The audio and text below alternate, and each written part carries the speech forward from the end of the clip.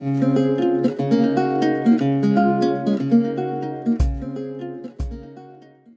आपको गॉस की प्रमेय प्रूफ करके दिखाई लास्ट वीडियो में, और एक अनुप्रयोग भी पढ़ाया, रेखीय आवेश वितरण के कारण उत्पन्न वैद्युत क्षेत्र की तीव्रता। आज हम इसके और अनुप्रयोग आपको कराएंगे जो कि बहुत इम्पोर्टेंट हैं, एग्जाम में अक्सर पूछे जाते रहते हैं, बहुत ध्यान से समझेंगे। सबसे इसके बाद में सेकंड अनुप्रयोग लिखिए, नंबर 2, किसी अपरिमित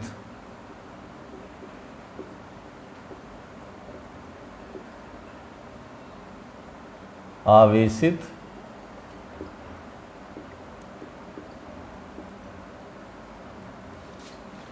चादर के कारण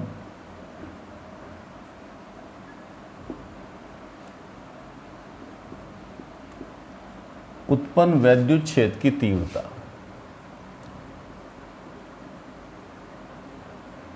उत्पन्न वैद्युत क्षेत्र की तीव्रता।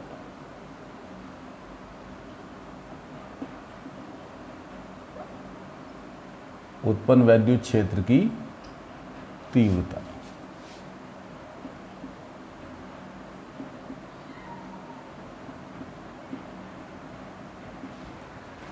Intensity of electric field due to a infinite plane charge sheet, समतल चादर भी कह सकते हैं, कोई फर्क नहीं पड़ता। Intensity of electric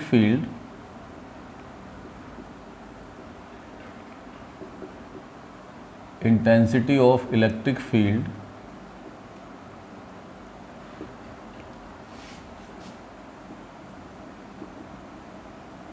due to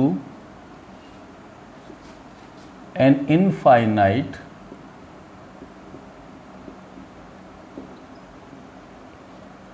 plane charge sheet।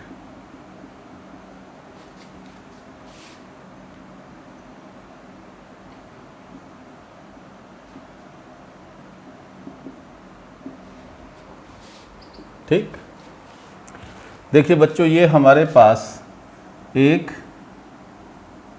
अनंत विस्तार की प्लेन चार्ज शीट है। ठीक है,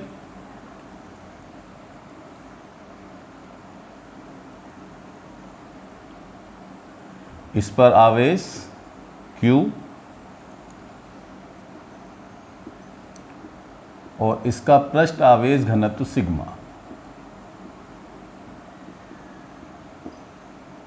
पृष्ठ आवेश घनत्व सिग्मा।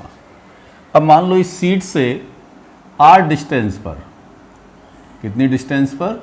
r डिस्टेंस पर ये कोई पॉइंट P है जिस पर हमें इस शीट के कारण वैद्युत क्षेत्र ज्ञात करना है। ठीक है, तो लिखिए, माना एक अपरिमित समतल आवेशित चादर का पृष्ठ आवेश घनत्व सिग्मा है तथा चादर से r दूरी पर स्थित कोई बिंदु P है जिस पर वैद्युत क्षेत्र की तीव्रता ज्ञात करनी है। देख लिया इतना? अब देखिए, हमने आपको बताया था कि भाई गॉस की प्रमेय लगानी है तो आपको पृष्ठ को बंद करना पड़ेगा। अब पृष्ठ कैसे बंद हो?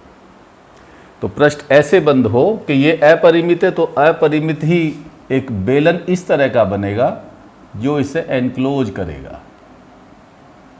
इसको क्या करेगा बच्चों? एनक्लोज करेगा, ऐसे। अब चूंकि ये अपरिमित है तो इसके दोनों, चादर के दोनों तरफ आवेश होगा, इस तरफ भी और इस तरफ भी। तो आप ऐसा ही आइडेंटिकल पॉइंट एक दूसरी पृष्ठ की ओर मानेंगे P डैश, और इसकी भी दूरी R। अब ये बच्चों एक बेलन जो आएगा वो पड़ा हुआ बेलन आया इस तरह से, ऐसे इनफाइनाइट बेलन आया। इस तरह से, जो P से होकर जाए।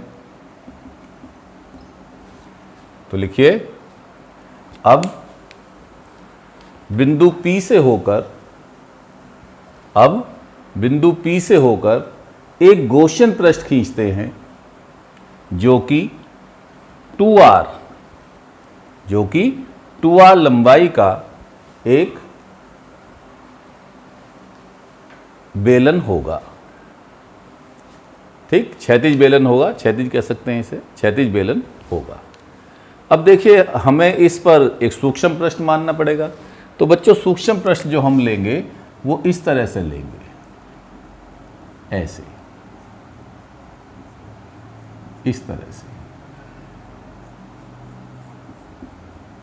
और ये सूक्ष्म पृष्ठ हमने कंसीडर कर लिया DA। ये बच्चों क्या कर लिया हमने, DA।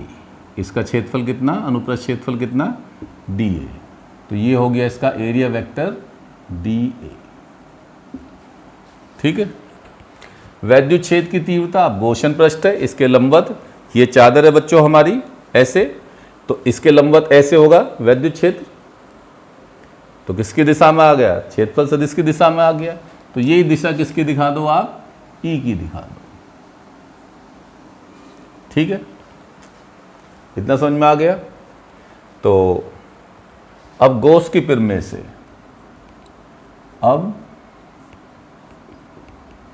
गॉस की प्रमेय से लगाओ बच्चों गॉस की प्रमेय। ये हमने आपको बताई थी कि क्लोज इंटीग्रेशन सरफेस के लिए E dot DA equal to Q upon epsilon naught. क्योंकि E और DA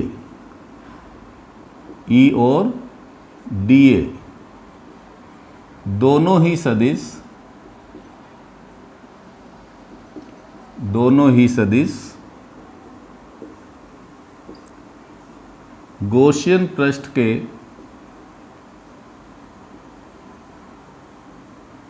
अभिलंबवत हैं।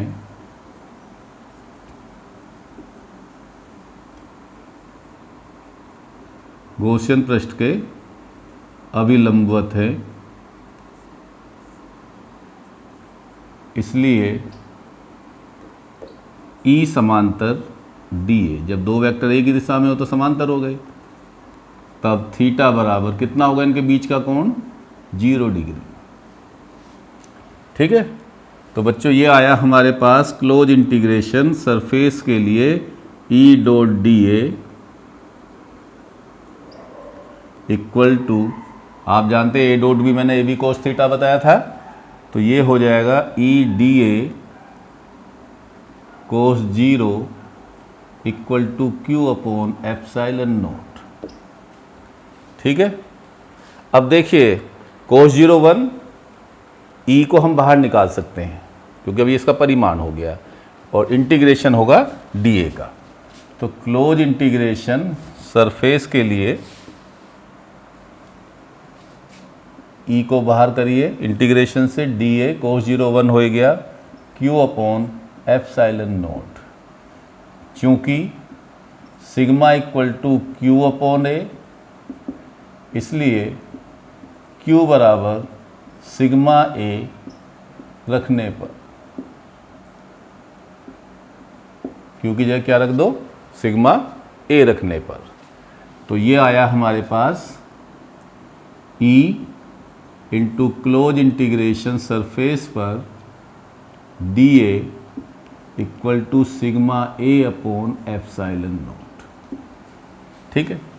अब देखिए बच्चों, DA इंटीग्रेशन, अब यहाँ ये बात ध्यान रखने की है कि वैद्युत फ्लक्स जो होकर गुजरेगा वो किस क्षेत्र से होकर गुजरेगा, किस क्षेत्रफल से होकर गुजरेगा। तो वो बच्चों इससे होकर गुजरेगा, इससे होकर गुजरेगा। इसका क्षेत्रफल मान लो चादर का A है, तो इसका भी A हो जाएगा, इसका भी A हो जाएगा। तो वैद्युत फ्लक्स जो होगा गुजरेगा वो कितने क्षेत्रफल से होकर गुजरेगा, 2A क्षेत्रफल से। चादर ऐसी है, वैद्युत फ्लक्स ऐसे गुजरेगा, ना कि ऐसे गुजरेगा। तो आप ये कहेंगे क्योंकि क्लोज इंटीग्रेशन सरफेस के लिए dA बराबर 2A, दोनों पृष्ठ का क्षेत्रफल, तब E into 2A equal to sigma A upon epsilon not. A से A कट गया बच्चों, तो E बराबर आ गया हमारे पास sigma upon 2 epsilon not. Clear? ये बात ध्यान रखेंगे, यदि चादर हमारी धनावेशित है तो उसके कारण वैद्युत क्षेत्र की दिशा चादर से दाईं ओर होगी, और यदि चादर ऋणावेशित है तो उसके कारण वैद्युत क्षेत्र की दिशा चादर के बाईं ओर होगी। लिख लो इस बात को, ये नोट कर लिया हो तो लिख लीजिए। यदि अपरिमित आवेशित चादर धन आवेशित है तो वैद्युत क्षेत्र की दिशा चादर के दाईं ओर होगी, और यदि चादर ऋणावेशित है तो वैद्युत क्षेत्र की दिशा चादर के बाईं ओर होगी। क्लियर? समझ में आया सबको? गुड। अब ये तो बच्चों वो केस था कि जब हमारे पास चादर कैसी थी, अपरिमित थी। अब ये केस उठता है कि यदि चादर तो हो अपरिमित लेकिन उसकी थिकनेस, मोटाई वो परिमित हो, उसको हम मेजर कर सकते हैं, 3 सेंटीमीटर, 4 सेंटीमीटर, 5 सेंटीमीटर मेजरेबल हो, तो उस स्थिति में जो हम चादर को दिया गया आवेश है वो उसके एक पृष्ठ पर स्थित मान सकते हैं, ऐसे।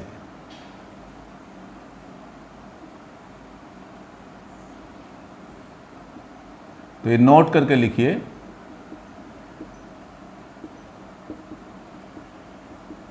यदि अपरिमित, नोट, यदि अपरिमित आवेशित चादर, यदि अपरिमित आवेशित चादर परिमित मोटाई की हो, तो देखिए इसमें फिर हम जो एलिमेंट्री एरिया लेंगे, सूक्ष्म एरिया लेंगे, वो केवल इसी पृष्ठ पर हो, इस दाईं तरफ ही होगा, बाईं तरफ नहीं होगा, क्योंकि इस तरफ आवेश ही नहीं है। तो तब आप कहेंगे close integration dA equal to A। अब दोनों प्रश्न नहीं ली जाएंगे, केवल एक प्रश्न ली जाएगी। ठीक है? तो E into A equal to sigma A upon epsilon naught, इस समीकरण से बच्चों, इस समीकरण से। ठीक है? तो A से A कैंसिल हो गया, तो E बराबर सिग्मा अपॉन एप्सिलॉन नोट। ये बहुत इंपॉर्टेंट है। इससे देखिए दो निष्कर्ष निकलते हैं। पहला निष्कर्ष ये निकलता है कि वैद्युत क्षेत्र की तीव्रता जो है वो आवेशित चादर से दूरी पर निर्भर नहीं करती। क्यों नहीं निर्भर करती? देखिए इसमें कहीं R आया हुआ है? नो। दूसरी बात, यदि हम इस चादर को किसी माध्यम में रख दें तो वैद्युत क्षेत्र की तीव्रता हो जाएगी sigma upon K epsilon note. तो किस पर निर्भर करती है? चादर के माध्यम पर निर्भर करती है। ठीक है? चलिए, इसके बाद में आप समझिए, ये इसी एप्लीकेशन का यूज है जो हम इसमें करते हैं। ये आगे आप समांतर पट संधारित्र पढ़ोगे, उसमें भी होगा। तो हेडिंग डालिए, सेकंड, दो अपरिमित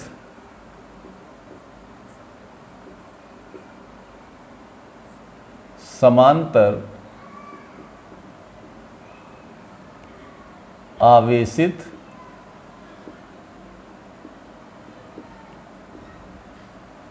चादरों के कारण, प्लेट भी लिख सकते हैं,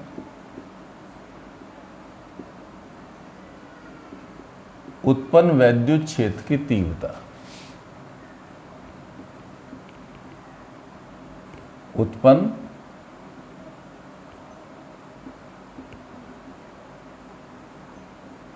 वैद्युत क्षेत्र की तीव्रता।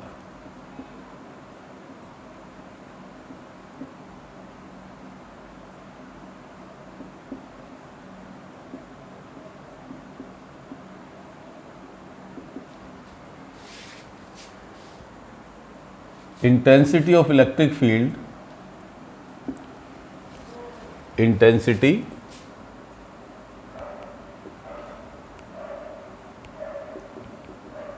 Of electric field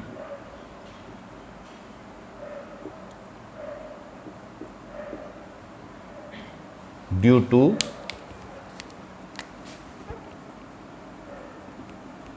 infinite plane charge, या चार्ज सीट लिख दो सीधा सीधा, चार्ज सीट।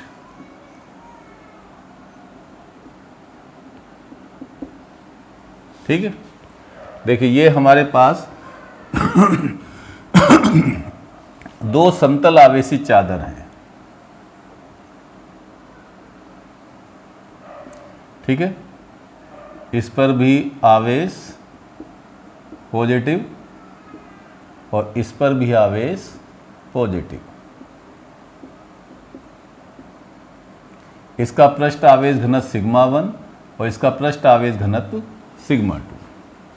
अब देखिए तीन बिंदु हैं, एक तो ये बिंदु है A, एक ये बिंदु है B इनके बीच में, और एक ये बिंदु है C। इन तीनों बिंदुओं पर हमें इन दोनों आवेशित चादरों के कारण, प्लेटों के कारण वैद्युत क्षेत्र कितना उत्पन्न होगा ये फाइंड आउट करना है। क्लियर, समझ में आ रहा सबको? फिगर बनाओ, बना ली फिगर। देखिए माना दो अपरिमित समांतर आवेशित चादरों के पृष्ठ आवेश घनत्व सिग्मा 1 और सिग्मा 2 है। इन दोनों समांतर आवेशित चादरों के कारण बिंदु A, B तथा C पर वैद्युत क्षेत्र की तीव्रता ज्ञात करनी है। क्लियर? अब देखिए नंबर 1, बिंदु A पर, एट पॉइंट A, बिंदु A पर, इसकी बात करिए A की। देखिए बच्चों ये पॉइंट जो है इस पॉजिटिवली चार्ज धनावेशित चादर से बाईं ओर है, तो इसके कारण वैद्युत क्षेत्र की तीव्रता विपरीत होगी, माइनस की लेंगे E1। और इसके भी ये बाईं ओर है, तो इसके कारण भी वैद्युत क्षेत्र की तीव्रता कैसी होगी बच्चों? माइनस की होगी। माइनस सिंबल विपरीत दिशा को दिखाता है। तो EA बराबर क्या आ गया? E1 प्लस E2, या EA बराबर E1 minus sigma upon 2 epsilon not minus sigma upon 2 epsilon not. तो EA बराबर क्या आया बच्चों? 2 एप्सिलॉन नॉट LCM, और ये हो गया 2 सिग्मा, सॉरी ये सिग्मा 1 कहिए और ये सिग्मा 2 कहिए, तो आप इसे कहेंगे सिग्मा 1 प्लस सिग्मा 2। यहाँ लगाइए आप माइनस बाहर। तो ये हमने A बिंदु पर निकाल दिया। क्लियर हो गया? अब किसकी बात करेंगे? बिंदु B पर, बिंदु B पर। अब इस बिंदु की बात करिए। देखिए ये बिंदु इस चादर के दाईं ओर है, तो E1 हमारी पॉजिटिव होगी, और इसके कारण कैसी ओर है? बाईं ओर है, तो E2 कैसी होगी? नेगेटिव होगी। तो बिंदु B पर वैद्युत क्षेत्र की तीव्रता क्या आ जाएगी? E बराबर, बोलो, E1 माइनस EB कह दो इसे, E1 माइनस E2। तो ई बी बराबर E1 हो गया सिग्मा 1/2 एप्सिलॉन नॉट, E2 हो गया सिग्मा 2/2 एप्सिलॉन नॉट, या EB बराबर बच्चों हमारे पास आ गया LCM 2 epsilon not sigma 1 minus sigma 2। ये B बिंदु पर आ गया। ठीक है, अब हम बात करते हैं किस पर, बिंदु C पर। बिंदु C पर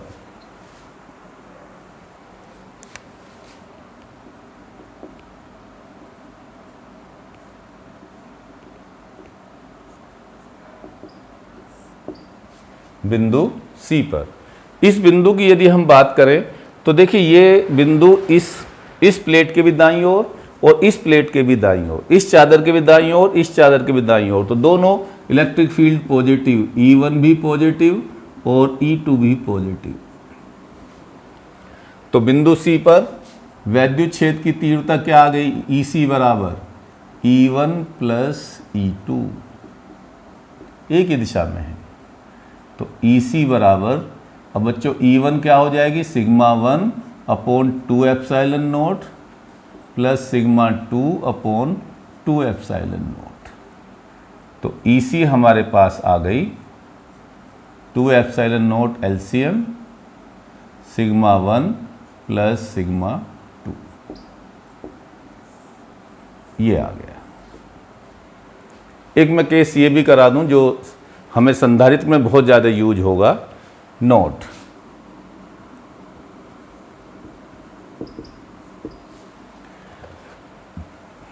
दो समान, लिख देता हूं मैं, चलो, दो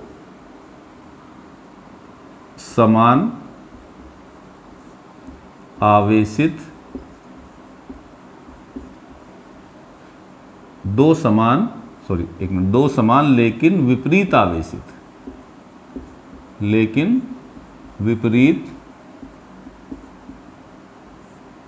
आवेशित,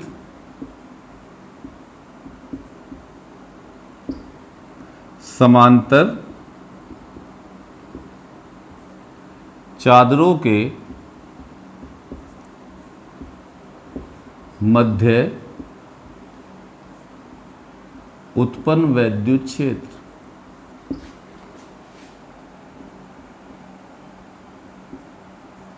देखिए ये हमें संधारित्र में जब हम अगला चैप्टर पढ़ाएंगे उसमें यूज होने वाला है। ठीक है, तो देखिए ये हमारे पास अब के दो समांतर आवेशित प्लेट हैं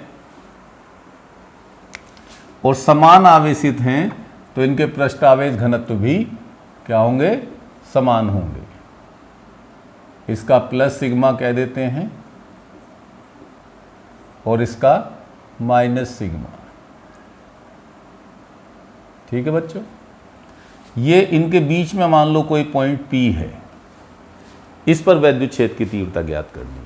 अब देखिए ध्यान से, ये पॉजिटिवली चार्ज है, इसके कारण वैद्युत क्षेत्र की तीव्रता की दिशा दाईं ओर होगी, तो E1 कैसा होगा, पॉजिटिव। ठीक, अब ये प्लेट कैसी चार्ज है, नेगेटिव चार्ज है। मैंने आपको बताया था नेगेटिव के लिए याद रखना, इलेक्ट्रिक फील्ड में और मैग्नेटिक फील्ड में हमेशा ही पॉजिटिव के उल्टा ट्रीटमेंट होता है। जो काम पॉजिटिव के लिए है उसके अपोजिट डायरेक्शन में नेगेटिव के लिए। तो आप इसके कारण कैसी आ रही है, दाईं ओर, तो इसके कारण कैसी होगी, बाईं ओर, और बाईं ओर इसके ये पॉइंट है ही है, तो E2 भी कैसी ली जाएगी बच्चों, पॉजिटिव। तो बिंदु P पर परिणामी वैद्युत क्षेत्र की तीव्रता,